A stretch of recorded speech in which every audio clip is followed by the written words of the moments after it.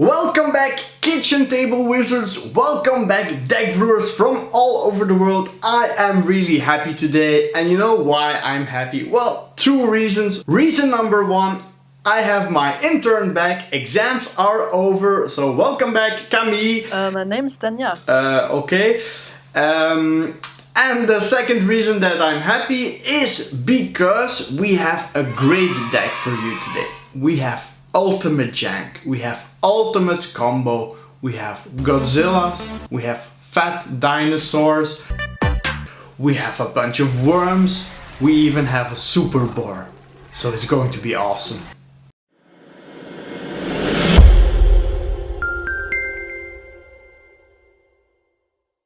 So while I was surfing the internet, I stumbled on a nice video of an old legacy deck called Hypergenesis combo. So I looked a little bit at the deck. It costs about 1,200 euros, so not really budget friendly. And then I was surfing a little bit more and I found this unpredictable Cyclone deck. Now some of you already asked me for deck advice. And we casual Magic players, we kitchen table wizards, of course we want to put as much of good stuff in one deck.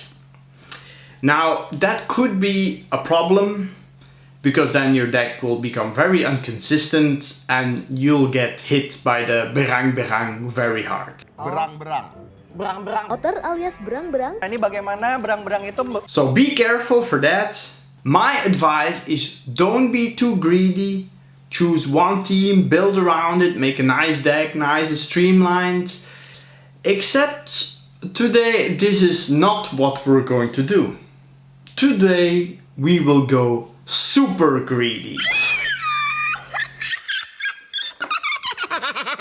So today's version of the deck will be around 50 euros, 50 US dollars, maybe a little bit more. But the nice thing is that it's actually a shell and then you can customize the deck.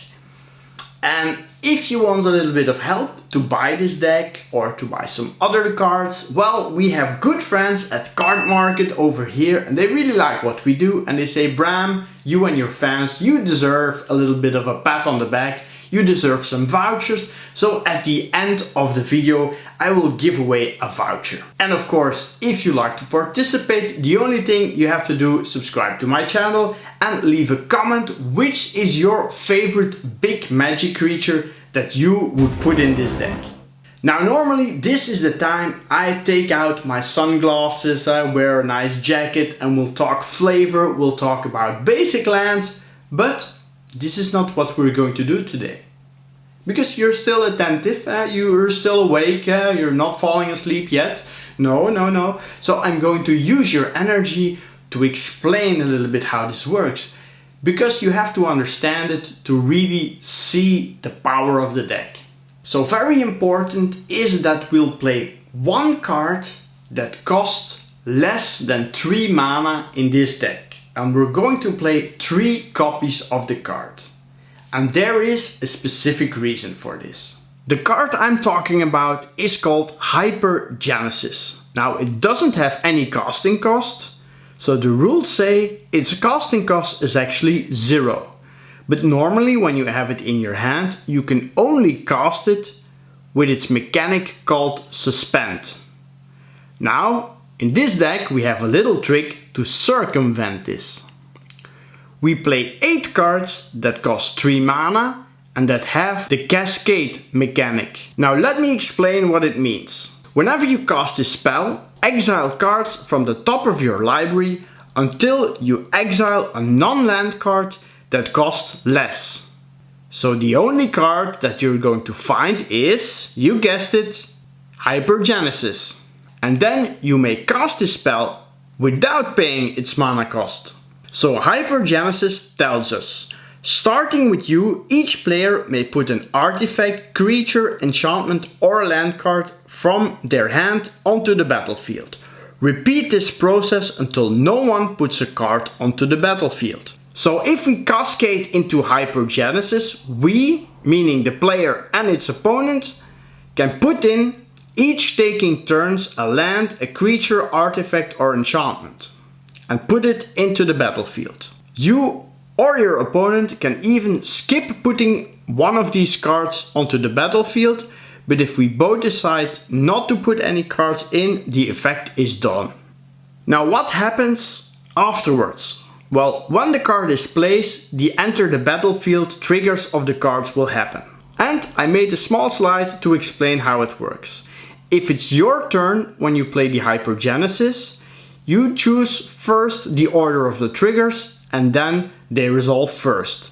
And then if it's your opponent's turn when you play the Hypergenesis, he or she is the active player, so he would first choose the order of the triggers and then they would resolve.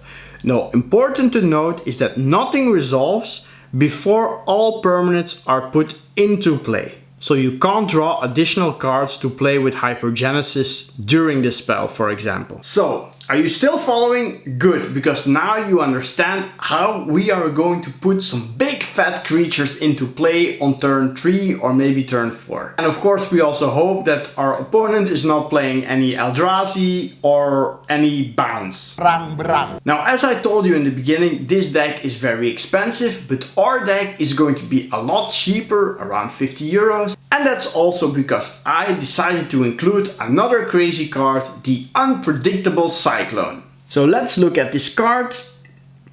If a cycling ability of another non-land card would cause you to draw a card, instead exile cards from the top of your library until you exile a card that shares a card type with the cycled card. So for example, if you cycle a creature, you're going to look until you hit a creature, and then you may cast that card without paying its mana cost, and then put the exiled cards that weren't cast this way on the bottom of your library in any order. So this is actually the second way to get some crazy cards onto the battlefield cheap. So of course we are including a lot of creatures and also a lot of big creatures with cycling. First we needed to have some Godzillas. I included 2 Godzilla Primeval Champion and Godzilla Doom Inevitable. Actually, this card is Yidago the Wandering Monster. Okay, but to be honest guys, how can a turtle have haste? Doesn't work, turtle doesn't have haste. So that's why if you include it, don't include the turtle drawing, include the Godzilla drawing. Then we also include 2 Greater Sandworms, a Lava Serpent and a Crozon Tusker. Now let's look at the fat creatures, and holy moly, these are some really fat creatures that I included in the deck. Now I'm going to start a little bit subtle with the Arcanus the Omnipotent. And why? Because I really like card draw, and tapping to draw 3 cards is a great ability. Then I also include a Bringer of the Black Dawn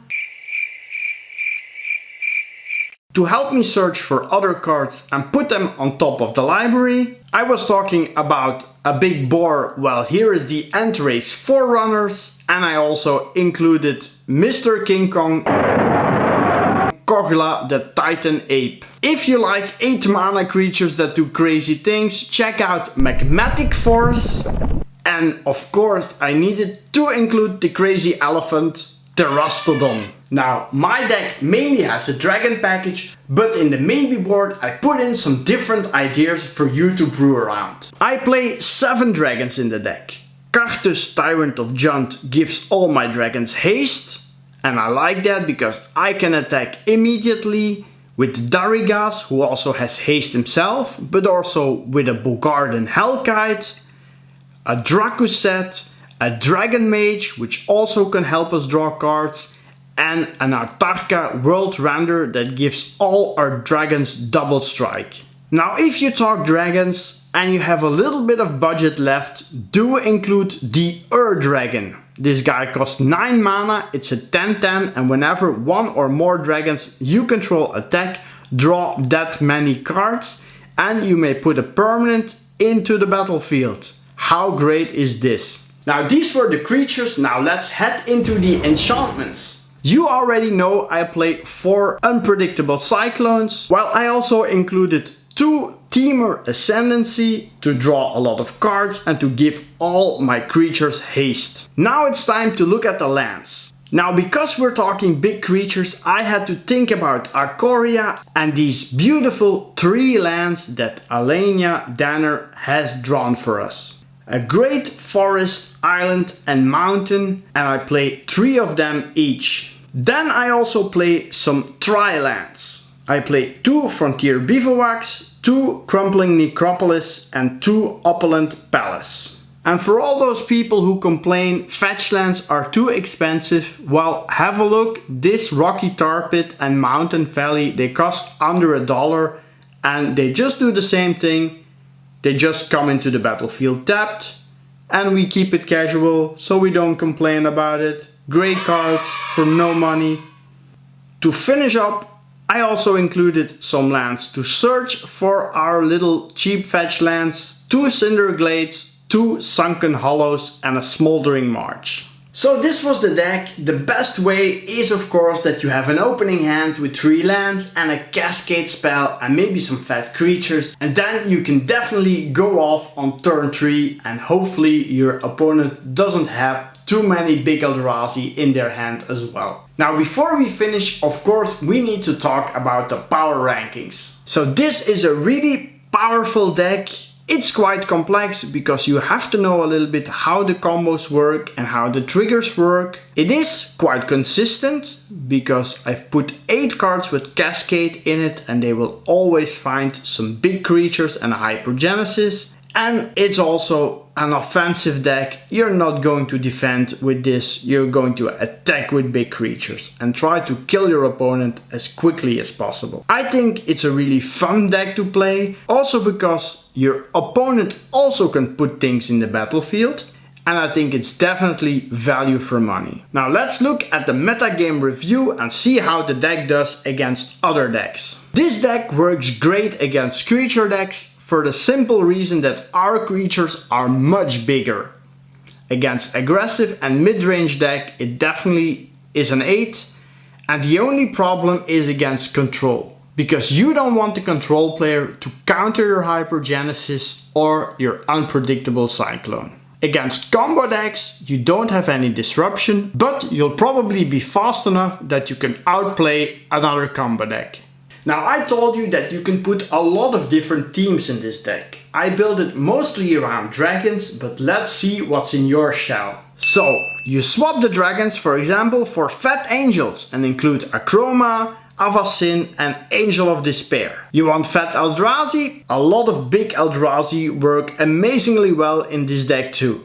And one of you really like worms? Well, here we go, you can make a worm deck with this shell. You like fat dinos? No problem, we also have some fat dinos to put in instead of the dragons. You like fat demons? No problem. Grizzlebrand, Kuro and the Pestilence Demon will be happy to join you. And if you like really fat whatever, you can also make a deck with like an Ancient Stone Idol, a Grozot and a Progenitus. Oh yeah. One more thing before I announce the winner.